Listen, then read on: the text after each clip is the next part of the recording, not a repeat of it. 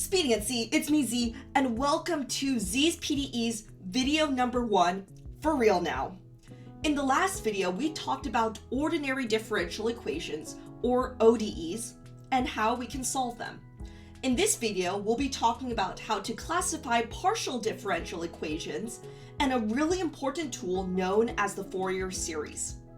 Once again, thank you guys so much for the support for this series, and if you have any questions, feel free to drop them in the comments below and I'll get to as many of them as I can.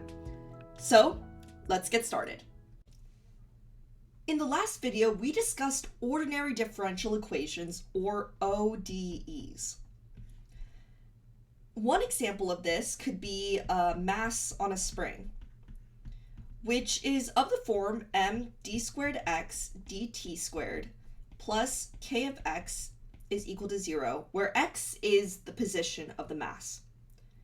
One thing you might note here is that x is dependent on t, or time. What we're going into now are partial differential equations, or PDEs, and these are of the form u of xt. So for instance, one example that we'll be diving into in our next video is the wave equation, which is of the form d squared u over dx squared plus c squared d squared u dx squared is equal to 0. One thing that you might note is that we're not using d's here, we're actually using this weird symbol. And what this represents is that we're taking the partial derivative, where we can take it with respect to x, position, or with respect to t, time.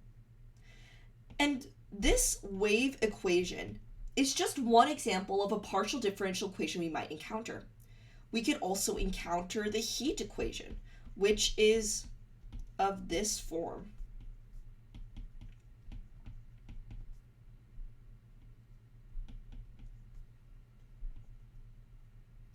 In addition, we could encounter something like the Schrodinger's equation, which is a lot more complex. In all of these cases, you may notice that u, which is the equation we need to be solving for, can be dependent on both position and time. And this is really important because when we're modeling physical systems, it isn't usually the case that position is just relative to time, but that there could be dependencies between position and time that are a lot more complex that can only be resolved with partial differential equations.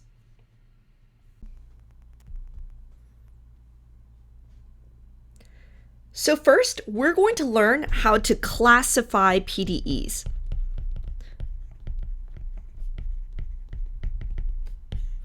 As we saw in the last video, classifying ordinary differential equations was really helpful for us to understand what kind of solutions we're going to get and the properties of those solutions. And similarly, those same classifications can easily apply to partial differential equations. So first, let's start with the linear homogeneous case. Now this might sound really familiar to the last video. So one example of a linear homogeneous PDE might be d squared u dx squared plus d squared u dy squared is equal to 0. And you see that this right-hand side has a 0 in it, similar to how in the previous examples with the ordinary differential equations, we were able to solve for the cases where this right-hand side was 0.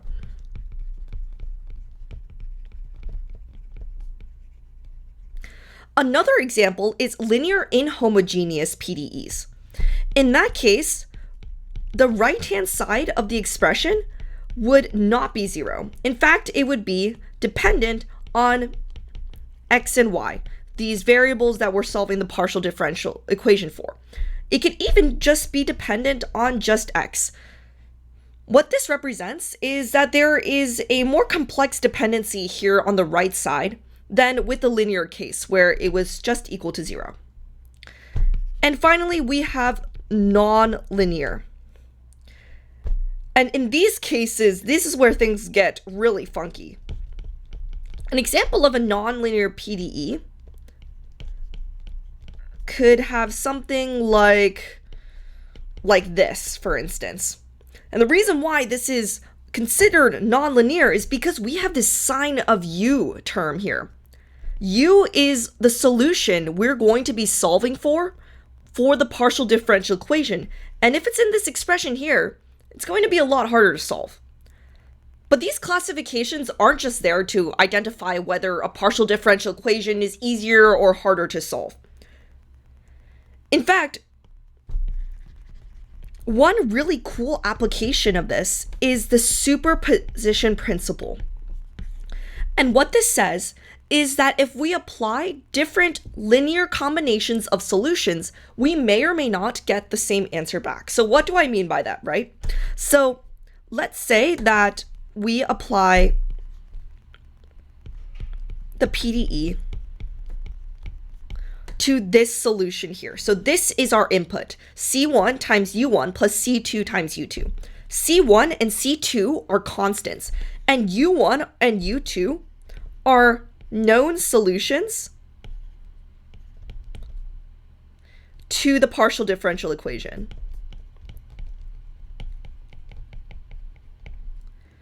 So,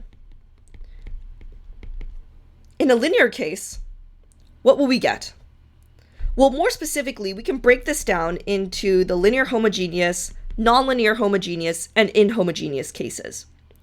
So when we have a linear homogeneous case, we know that the right side here is just going to give us 0. That means that this expression is again going to equal 0. What about the linear inhomogeneous case? Well, let's call this function here on the right side g. Very, very fun short name. We then know that we can actually break apart this expression here into its linear combination. That's because we're looking at the properties of linear partial differential equations. Therefore, we can actually say that this expression is equal to C1 L of U1 plus C2 L of U2. So in English, what that means is that we're actually applying the partial differential equation to this known solution U1 and the partial differential equation to this known solution U2 and multiplying by their constants and saying that it is the same thing as when we put the whole thing inside of the input. And this is the property of linear partial differential equations. Knowing this, we know that when we just solve for L of U1, we'll just get the right-hand side of that expression back. We'll just get G. We also know that when we solve for L of U2, we'll also get the right-hand side again, just G. And so L of C1 U1 plus C2 U2 will be equal to C1G plus C2G. And we knew that just by knowing that the partial differential equation is a linear inhomogeneous expression. And similarly, by knowing that it's linear homogeneous, we can say that it's 0. Now note that this property here that allows us to do this sort of conversion between the inputs and the linear combination is only possible for linear partial differential equations. Okay, so let's do a bit of practice with classification. Okay, so let's say that we have these 3 partial differential equations here. For the sake of simplicity, I actually wrote it out as d subscript x to represent the derivative with respect to x. For each of these, we need to classify, are they linear? And if they are linear, are they homogeneous or inhomogeneous? Yeah, there's no such thing as a nonlinear homogeneous expression. So, first one, dxu plus dyu is equal to 0. Well, this looks pretty familiar to the expression that we had before. Note that the derivatives are only with respect to x and y, and this right-hand side is just equal to 0. That means that because there are no other dependencies, such as, for instance, u cubed term or a dx dy u term, these kinds of things can make an expression non-linear. And because of that, we say that this is linear. And because this right-hand side is 0, we'd say that is homogeneous.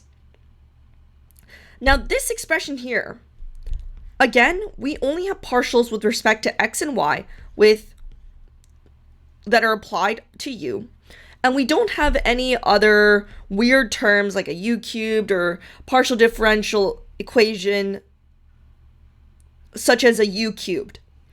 And this right-hand side here is sine of x. So because we see that this side is linear, we can check it off here. And this right-hand side is a term that is dependent on x, which means that it is not homogeneous. Finally, there's this example here. Now, if we were to just look at this part, that would look so far so good. We have a derivative with respect to t, a derivative with respect to x, but the issue is this u cubed term here.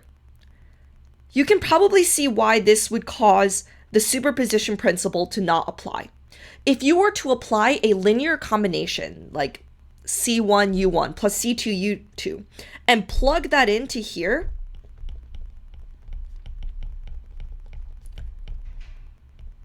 you would not get something like c1 cubed u1 cubed plus c2 cubed u2 cubed. So this here is the problematic term, which means that this is actually non-linear. Now, of course, if you want to look at this a bit more and see exactly what kinds of terms are linear or non-linear, there are some resources online, such as this table and diagram here, that can give you a bit more information. Now, don't get me wrong, I sometimes get these mixed up as well. So the easiest way to check is to see if you can plug in this linear combination and get the same thing as just doing c1 L of u1 plus c2 L of u2. Okay, so that was classifying PDEs. In our next video, we're going to go into our first partial differential equation in depth, and that's going to be the wave equation. But before we do that, I need to introduce you to a really, really important tool. Now, depending on who you are, this might be a pain in the butt, but I have to admit, I absolutely love this. So what I'm going to be delving into now is the Fourier series. I believe 3 Blue 1 Brown also made an amazing video on this that really goes into depth with really great animations, so please go check that out if you have some time. In the meantime, I'll do my best to explain the Fourier series and sort of the math behind it as well. So what is the goal of the Fourier series? The goal is to take any function and expand it with the terms 1, sine of x, sine of 2, sine squared x, dot, dot, dot, or maybe even sine 2x, cosine x, cosine 2x, dot, dot, dot. And by summing up these different like sine curves, what you can get is actually describe any function. And this was the absolute genius of this guy named Fourier. And mathematically, we can say that that is equal to this form. We are taking the summation of n equals 1 to infinity of a of n cosine n of x plus b of n sine of n of x, and adding that with a constant here. So let's sort of walk through this expression first. Right here is a naught. It can be any constant. It can be number like 1, 2, 3, etc., etc. What we have here is that we're summing up all of these different cosines, sines, these sinusoidal functions together.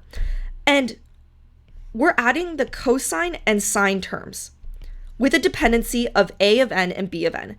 And what this tells us are the respective ratios of these cosine and sine terms. So for instance, we can say, let's add this sine expression here, and maybe we'll add another a cosine expression here, and sines and so forth. And by putting all of these together, you could get any function, some square waves, some triangle waves, etc. And there are some really great visuals showing how people have been able to construct any function with these. Now then, you might be wondering, if these a0, an, bn constants are so important to tell us what are the respective ratios of different sinusoidal functions to form the bigger function, then how do we actually solve for these constants? Well, there is a way to actually solve them using integrals. Now, if you use the Fourier series a lot, these will eventually sort of become ingrained in your memory. In fact, I've actually seen instances where people have tattooed these on their arms. So these are the expressions for a0, a of n, and b of n. And what we're doing here is we're basically taking the function that we know. That can be, let's say, a square like this. And we're saying a0 is 1 over 2 pi, the integral of negative pi to pi, f of x dx. When we solve for a of n, we know that that represents the ratio of cosine functions that make up this square wave here. And we plug in the equation for the square wave, and we multiply that by cosine n of x. And we can say that n can be any number from 1, 2, 3, 4, etc., etc. And similarly, when we're finding the ratio of the sine functions that build up that square wave, we are also multiplying that by sine of nx in the integral. Now, what you might notice here is that it's actually easier to solve for f of x and these coefficients. It's actually easier to solve for the coefficients if f of x is sinusoidal.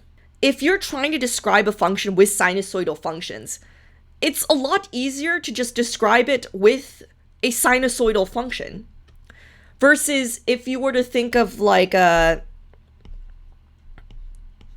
straight line, for example. It's a lot harder to think about how these like curvy sinusoidal functions come together to make a line like that.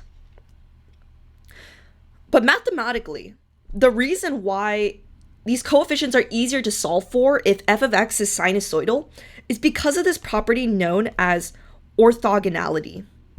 And this is going to make these crazy looking integrals a lot easier because a lot of terms actually end up going to zero if you're dealing with an f of x that is sinusoidal.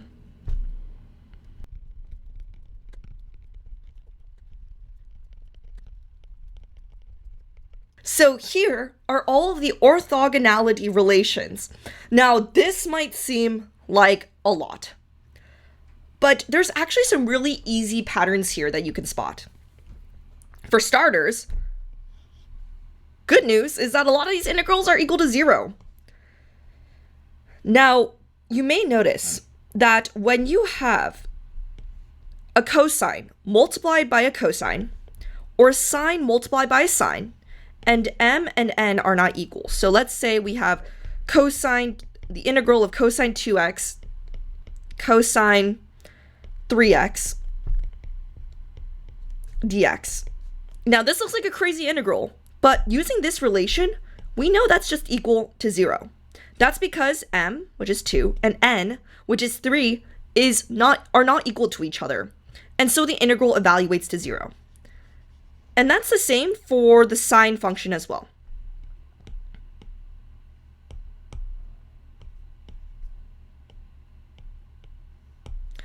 Similarly, for this middle expression here, we see that for any value of m and n, a cosine multiplied by a sine gives us 0.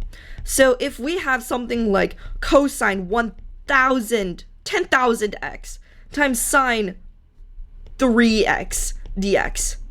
Looks like a crazy integral, right? It's just equal to 0. And finally, we have the integral of negative pi to pi of cosine squared mx dx, and the integral of sine squared m of x dx is pi, for all m is not equal to 0. And that makes sense because if sine squared 0x were to happen, that would just be sine squared 0, which is just 0. And for cosine squared of 0, that would be equal to 1 dx, which would then give us 0 as well. So with these relations, mathematically, you can see that it's actually easier if we're dealing with a function that is sinusoidal. Now that I've explained the orthogonality relations, let's go into our very first example with the Fourier series, which is the triangle wave. Now, you know I've just been going on about how solving sinusoidal functions are easier. I promise you this example is not that scary. So let's say that we have this function here. This function, I'm going to just say it's f of theta, so this x-axis is theta, is equal to the absolute value of theta. And we're going from negative pi theta to pi. And another thing I will also add is that f of theta plus 2 pi is equal to f of theta. And what this means is that it's periodic. That means every time we add 2 pi, we're basically seeing the same function again. So, how do we put this into its sinusoidal parts? Well, we just got to use the Fourier series. So let's start with the template we had. F of theta is equal to a naught plus the summation of over n equals 1 to infinity of a of n cosine n theta plus b of n sine n theta. And all we need to do now is solve for these coefficients. And we have an expression for f of theta that we can use. So we saw before that a naught is 1 over 2 pi, negative pi to pi of f of x dx. But since we're using theta, let's keep these constants consistent. But we already know what f of theta is. It's the absolute value of theta. So all we got to do is just plug that in right here. Now, the way that absolute values work when you're solving for their integrals is that we can actually split it into two parts, the negative component and the positive component. So after splitting that, we have negative theta d theta because we're going down. So if you think of an absolute value function, right? It looks kind of like this, right? So we're going down on this side, so it's negative theta, and then we're going up, so it's positive theta. And when we solve for this expression, let me just quickly do that. We get pi over 2. So this is our expression for the constant that's right in front of that Fourier series. Now the next constant we need to solve for is b of n, which, as you may remember, is the term right in front of the sine. Now this looks like a really crazy integral to solve, but there is a bit of a shortcut. This is actually just equal to 0. That means that there is no sinusoidal component that contributes to this triangle wave. And how was I able to know that? The reason for that is because this function here kind of looks like this. It looks like it's reflected across the y-axis, which means that it's an even function. This function, on the other hand, looks kind of like this. And you might notice that if you were to rotate this onto here, that would give us the same thing. So this is an odd function. And when you multiply an even function by an odd function, you get an odd function. So why is this even odd property important? Well, let's take a look at this odd function here. If you were to take the integral from here to here, that would mean that you're calculating the area under the curve. So we have this negative area here, and this positive area here. which means that the total area would be 0. And that's the case for all odd functions. Every odd function, if calculated over this symmetric range for its integral, would lead to 0. And so without actually calculating this integral, because we know that the absolute value of theta, which is even, multiplied by sine n theta, which is odd, gives us an odd function in total, we know that this integral over this symmetric range, negative pi to pi, would have to give us 0. So now we need to solve for the last constant, which is a of n. This represented the amount of cosine functions that would contribute to this expression. In this case, we know that the absolute value of theta is even because it's reflected across the y-axis like that. But in this case, we also notice that cosine is an even function as well. It looks symmetric across the y-axis, and an even function by an even function is just even. So does that mean that we need to solve this whole integral from scratch? Well, yes, but we have a little bit of a shortcut, so don't worry. An even function means that if we were to calculate the area under the curve, so let's say from here to here, what you would notice is that the area here and the area here are identical, which means that the area under the curve is equal to 2 times just one side of the expression. And so using this shortcut, we can then simplify this just a little bit by multiplying this by 2 and only taking the integral from 0 to pi, which was that half range. And then computing theta times cosine n theta d theta. So that helps get rid of the absolute value as well. To solve this, this is a little bit painful. What you have to do is you have to integrate by parts. And to do that, you basically have to identify that u is equal to theta, du is equal to 1 d theta, dv is equal to cosine n theta d theta, so this is equal to 1n sine n theta. And by putting this into this expression, what you would then get is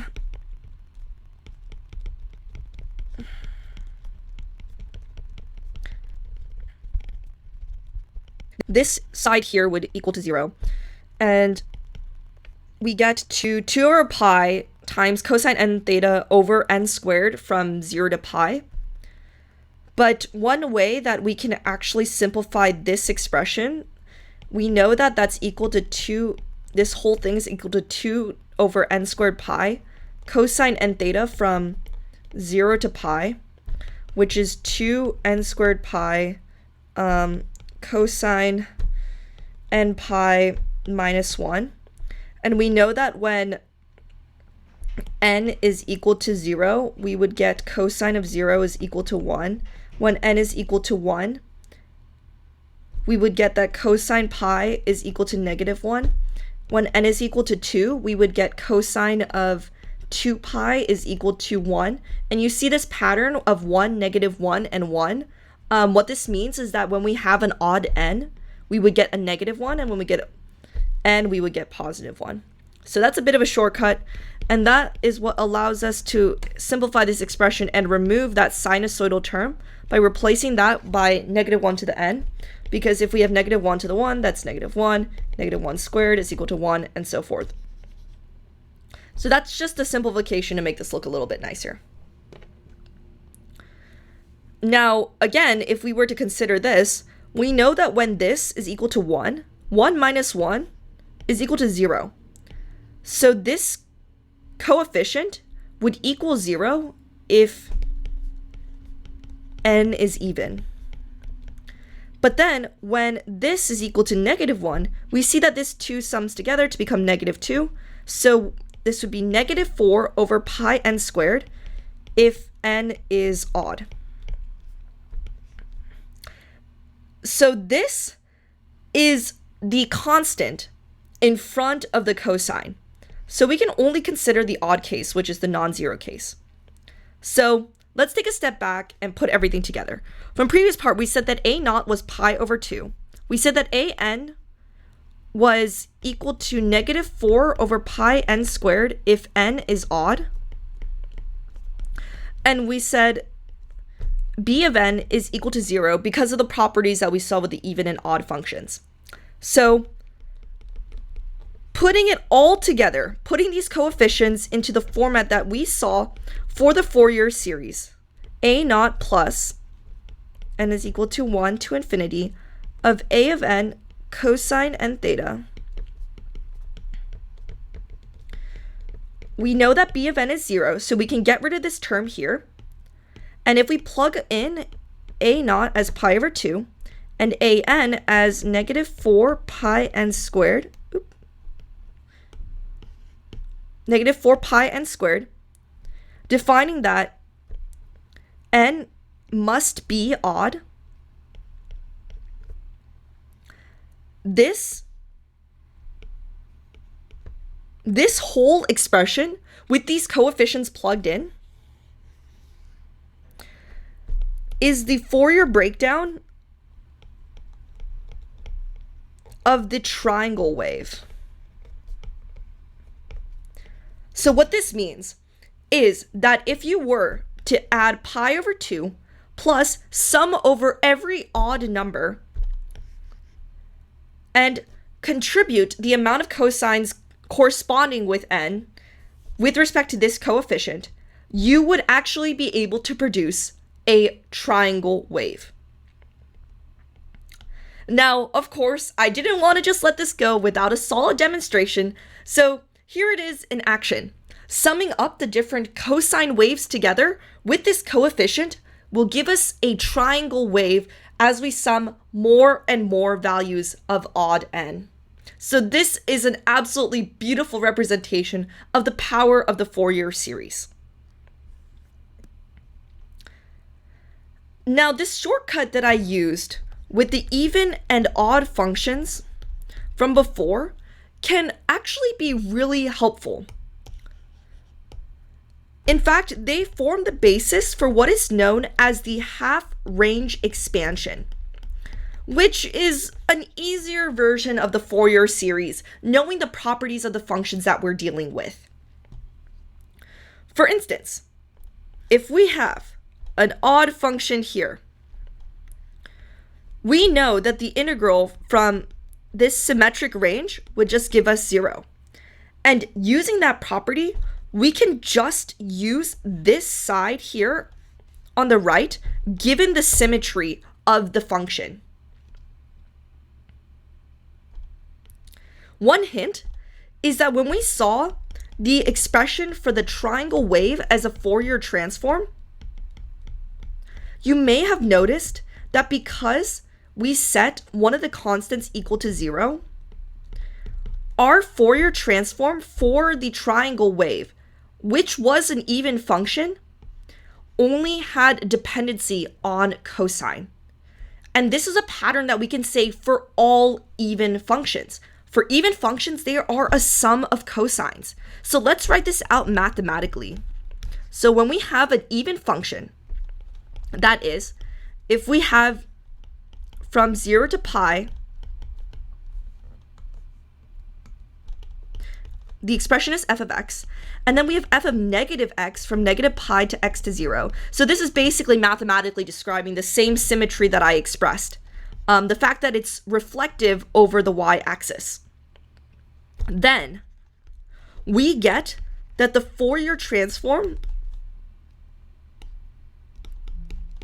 is equal to a naught plus n equals 1 to infinity a of n cosine n of x. An even function is the sum of cosines. Now, what about an odd function? Well, we're defining odd functions as follows. And this is a mathematical way of explaining that it is flippable. like this. So this side, if you were to rotate it 180 degrees, would be the same as this side here. We know that for odd functions, we can actually write this out as the sum of n equals 1 over infinity from b of n sine of n theta. Odd functions are the sum of sines. And note that this time we don't have a constant in front. And that's because that would ruin the symmetry. If we had a constant in front, such as, let's say, if the function started like here, this is not 180 degrees the same as this, because this is elevated because of that constant term in front. Therefore, we would say that this is not an odd function. And that's why, in the case of an odd function, our Fourier series does not have the constant in the front. So, for using these shortcuts with even and odd functions, we can then see that when we're dealing with an even function, something that's reflective over the y-axis, like this triangle wave, we need to solve for a naught and an, but b of n is equal to 0. Similarly, if we're dealing with an odd function, like this one, we only need to solve for b of n. And these half-range expansions are a little bit of a shortcut for us to solve what sinusoidal components a function is made out of, without having to go through and solve every single integral. And so, that was how to classify partial differential equations and solve the Fourier series. I hope you enjoyed this video. I know right now we've been just mostly going through logistics and mathematical definitions that may seem really overwhelming and like there's so many things, how am I supposed to deal with this? Well, a lot of these things are available online and can be used as references for you in the future. In addition, the next video will actually be going into our very first partial differential equation, which is the wave equation. And I'm so excited to show you guys what's next and how exactly we can use all of these tools that we learned, from solving ordinary differential equations, to using the Fourier series, to classifying partial differential equations, to solve our very first partial differential equation together. So be sure to keep an eye out for that video. Thank you all so much for watching this video. Again, this would not have been possible without all of the support we garnered during the LA Wildfire Relief Charity Fundraiser. That being said, be sure to like, subscribe, and comment if you want to see more videos like these. And if you have any questions, don't hesitate to put them down in the comments section or in the Discord, and I'll try to get to as many of them as I possibly can. So, until the next video, I will see you guys later. Bye bye!